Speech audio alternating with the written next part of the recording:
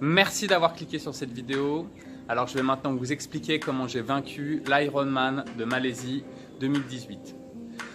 Alors tout d'abord, je suis arrivé là-bas deux ou trois jours avant et c'était un peu long le trajet. J'ai mis plus de 7 heures de voiture, 2 heures de bateau et après c'était quoi, 1 heure de bus à peu près. Donc il a fallu s'enregistrer, mettre le vélo à la transition 1, mettre tous les sacs au bon endroit, au bon moment.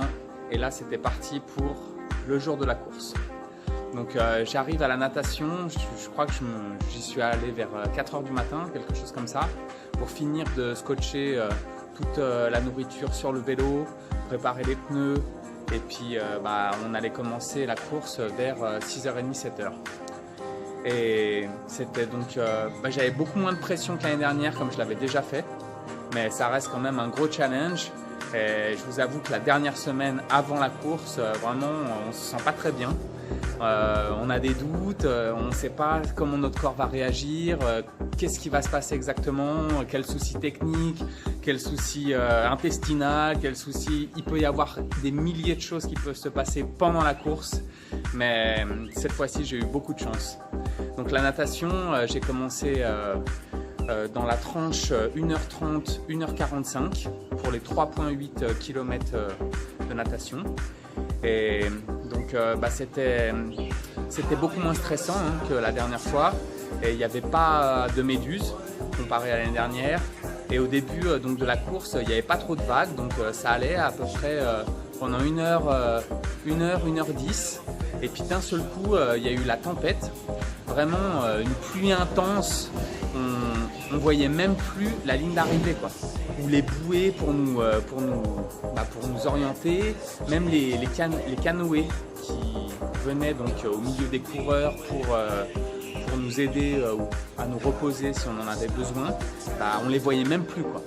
Et donc c'était vraiment stressant. Et puis en plus de ça, il y avait des vagues qui commençaient à nous taper dessus. C'était à peu près, je sais pas, 30-40 cm. Ça paraît pas grand chose quand on le dit comme ça, mais quand on est dans l'eau, ça fait tout de suite, on prend la tasse, ça nous met vraiment dans des conditions vraiment délicates. Et donc la dernière demi-heure, c'était vraiment lutter pour sa survie, quoi. C'était pas facile. Sachant que j'avais pas du tout nagé en mer depuis des mois, parce qu'ici en Thaïlande, il y a la mousson et du coup, c'est pas conseillé d'aller dans l'eau, quoi. Il y a trop de courant, il y a trop de vagues, c'est dangereux. Et en plus de ça, là j'étais en déplacement pour des compétitions durant les 5-6 dernières semaines et j'ai nagé, en toute honnêteté, j'ai nagé une fois, même si j'ai fait pas mal de plongées sous-marines, mais ça compte pas, quoi. Bref, me voici à la transition 1 et... Alors pour la transition numéro 1, la dernière fois j'avais mis juste 10 minutes et là j'ai réussi à faire descendre donc le chrono autour de 5-6 minutes, je crois. Parce que je savais qu'en fait j'avais pas besoin de grand chose, juste le minimum pour le vélo, j'avais déjà tout mis dessus et là tac, j'ai juste mis un t-shirt, les chaussures de vélo et c'était parti, quoi. Et en plus de ça, vraiment au bout de 1h, 1h40, 1h36 de natation, j'étais pas vraiment épuisé, quoi. C'est juste que j'étais stressé avec les vagues et avec tout ça, quoi. Donc là me voici parti pour le vélo. Et donc là, pendant 1 heure à 2 heures de vélo, c'était la tempête. Donc vraiment, la mousson tropicale, c'était vraiment très dangereux, surtout qu'on passait dans les montagnes dès les premières minutes. Et vraiment, c'était pas évident, surtout dans les descentes. Surtout qu'on se croisait, quoi. Il y avait une partie du troupeau qui partait d'un côté et puis qui allait faire le U-turn. Et puis qui revenait de l'autre côté, donc ça allait, c'était vraiment dangereux, quoi. Il y en avait qui montaient, d'autres qui descendaient, la pluie et tout ça, plus les voitures, parce qu'ils n'avaient pas stoppé le trafic, c'était vraiment délicat. Et donc là on avance dans la course, et heureusement la mousson, donc la pluie s'arrête. Et là, donc, c'est le soleil qui tape, mais vraiment d'une intensité maximum. C'était vraiment pas facile, sachant qu'en plus, en fait, ils n'avaient pas mis la crème solaire dans chaque station de ravitaillement qui était toutes les 20 ou 30 bornes. Et donc, on a vraiment cramé, quoi. Donc là, je vous avouerai que les derniers 50 à 70 km, j'ai vraiment souffert. Moins que l'année dernière, parce que en fait j'ai plus pratiqué, quoi. J'ai fait ce qu'il fallait donc à l'entraînement, même si je vous rappelle que durant les 6 dernières semaines j'étais en déplacement et j'ai fait vraiment de la bicyclette un petit peu au Mexique ou en Équateur, mais sur des vieilles bicyclettes. Vous pouvez voir ça dans les vidéos, vraiment j'ai même honte d'avoir appelé ça des bicyclettes.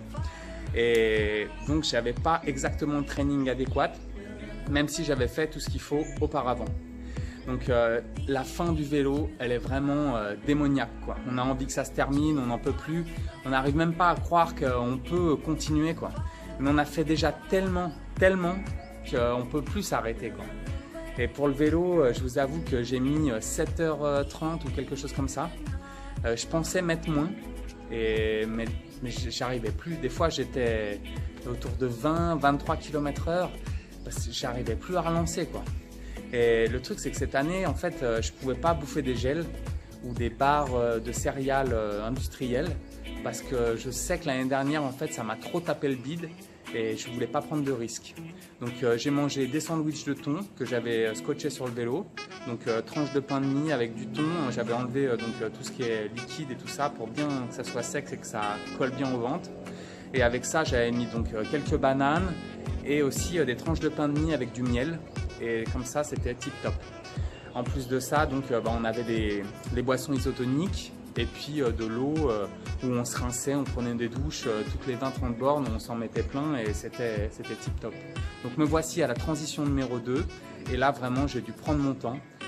L'année dernière j'ai mis 10 minutes et là j'ai mis 17 minutes parce que je ne pouvais plus, vraiment j'avais les jambes trop dures, quoi. Je ne pouvais plus plier mes pattes, quoi. C'était pas facile. Donc maintenant la course. Alors pour la course à pied, donc là je suis parti pour 42,2 km, un marathon. Et le début c'est vraiment pas facile à se mettre en route, hein. On a les jambes toutes dures, on n'arrive pas à plier, les articulations qui font mal, surtout au niveau des genoux, sur les côtés, au niveau des ligaments et des tendons, quoi. Et donc après quelques minutes, ça y est, quoi, la course commence.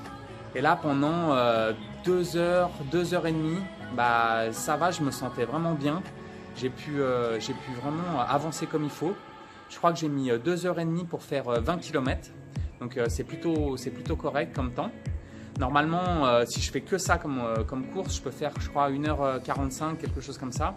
Mais là, on a déjà pas mal pédalé et puis nagé et tout ça, faut prendre en compte, quoi. Donc là, pour passer les 20 km, j'ai vraiment eu du mal. Et en fait, on passait à des moments dans du sable. Et du coup, il y a des petits graviers qui viennent sur les jambes. Et en fait, toutes les 4 km, 5 km, on avait des bassines d'eau pour nous rincer, quoi, nous rafraîchir. Parce qu'il faisait vraiment très chaud. C'était la fin de l'après-midi, mais il tapait, il devait faire plus de 35 degrés, quoi.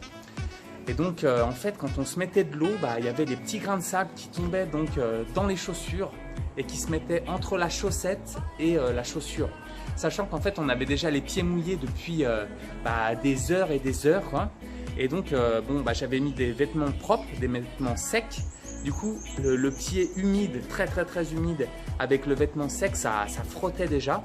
Et là, avec les petits grains de sable, c'était vraiment démoniaque. Ça faisait vraiment très mal. Sachant qu'en fait, on ne pouvait pas s'arrêter tout le temps pour se poser, enlever les chaussures, voir comment ça allait, parce que le chrono, il tournait. Et puis là, il n'y avait pas de temps à perdre, parce que je savais que sur les dernières heures, j'allais perdre beaucoup de temps parce que j'allais marcher. Et du coup, en fait, je me suis retrouvé à courir et à marcher pendant des heures avec des petits grains de sable dans les chaussures. Et là, ça m'a fait des ampoules, mais énormes. Et je sentais comme si j'étais en train de marcher sur des clous. C'était vraiment très douloureux, quoi. Donc, passer les 25 km, vraiment, j'ai eu du mal, quoi. J'avais du mal à enchaîner. Et puis là, il a commencé à faire nuit. Et quand on est là depuis des heures et des heures, là, on sait déjà qu'on ne peut pas arrêter, on ne peut pas abandonner. Et puis dans notre tête, on devient vraiment comme une sorte de transe, quoi. Comme les gens qui marchent sur le feu ou qui marchent sur les clous, on oublie en fait toute cette douleur parce qu'on se concentre que sur notre objectif final, c'est de passer cette ligne d'arrivée et de devenir un Ironman. Alors le truc, c'est que du coup, j'avais vraiment l'impression de marcher sur des clous Et là, les dernières 10-15 km, je pouvais plus. En fait, j'ai commencé à avoir des sortes d'hallucinations. Et mes chaussures, elles étaient bleu ciel, un truc comme ça. Et en fait, je pensais qu'il y avait du sang qui sortait depuis le devant de mes chaussures à cause des ampoules qui devenaient tellement énormes. Et en fait, mon pied qui nageait dans le sang et je voyais donc mes chaussures rouges. Et en plus de ça, je ne savais pas pourquoi, il y a un moment, il y a un compétiteur qui passe à côté de moi et il me fait « Mais qu'est-ce qui se passe avec tes pieds putain, tes chaussures là, elles sont d'une couleur bizarre et tout. » Et du coup, je lui fais mais là, j'ai l'impression de courir sur des clous, peut-être j'ai l'impression que mes pieds ils saignent. Et lui, il me fait mais ouais, ça doit être ça. Et je lui fais mais je peux pas m'arrêter là, si je m'arrête, je repars pas quoi. Si j'enlève mes chaussures. Et là, je mets une accélération et en fait, je le laisse derrière moi quoi. Et à ce moment-là, bon, je marchais, mais je marchais super vite, autour de 6 km/h. Donc c'est plutôt rapide pour moi comme marche. Et bon là, les dernières 5 km, vraiment, on sait qu'on ne peut plus s'arrêter, mais ça nous fait tellement mal chaque pas quoi.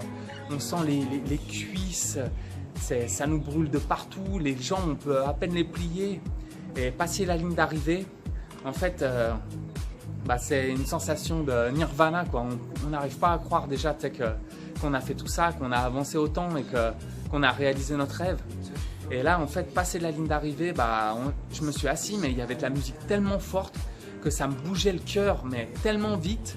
Et j'ai commencé à avoir des spasmes et vraiment la nausée. Je commençais à regarder autour de moi où est-ce que je pouvais aller vomir. Et puis, il y avait tellement de monde, en fait, qui venait d'arriver, qui était là en train de manger un bout, qui se reposait. Et puis, vraiment, je me suis senti super mal. J'ai dû m'allonger par terre. J'étais comme ça, limite en train de faire des convulsions et tout. J'étais vraiment, vraiment super mal pendant un quart d'heure, 20 minutes. Je pouvais même plus parler, même plus bouger, quoi que ce soit. Il y avait des gamelles à manger, des pâtes, des pizzas, des patates, tout ça. Je pouvais même pas me déplacer pour aller chercher. Et là, il n'y avait plus rien qui rentrait, quoi. Et heureusement, pendant la course, j'ai pu continuer de m'alimenter. Parce que ça, c'est l'erreur en fait. À un moment, on sent qu'on ne peut plus rien faire passer, mais je mangeais des bretzels et du coca. Et c'est ça qui me tenait en fait et qui me mettait le boost, quoi. Donc là, une fois la ligne d'arrivée, j'ai juste, au bout d'une demi-heure, j'ai mangé quelques pâtes. Et franchement, j'en pouvais plus. Je me suis traîné jusqu'à l'entrée de l'hôtel. Et là, j'ai demandé à un taxi de m'emmener. Il y avait 1 kilomètre seulement à faire. C'est la première fois que je prends un taxi pour 1 kilomètre, mais là c'est ce qu'il fallait pour rentrer chez moi et aller reposer mon corps d'Ironman. Je vous avouerai que le jour même de la course, j'avais plus du tout envie d'entendre parler de triathlon, de sport, même de judo, quoi que ce soit.